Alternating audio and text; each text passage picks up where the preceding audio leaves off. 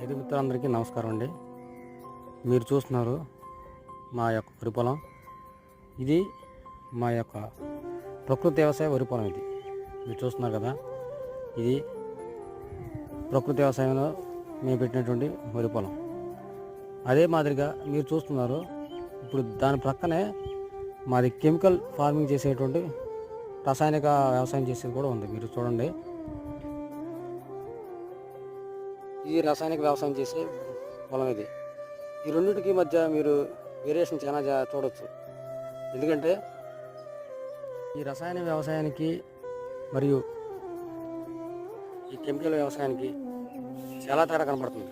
ఎందుకంటే దీనిలో మేము ఏ విధమైనటువంటి రసాయనిక ఎరువులు వేయలేదు, ఓన్లీ జీవామృతం నవధాన్యాలు వేయటం జరిగింది.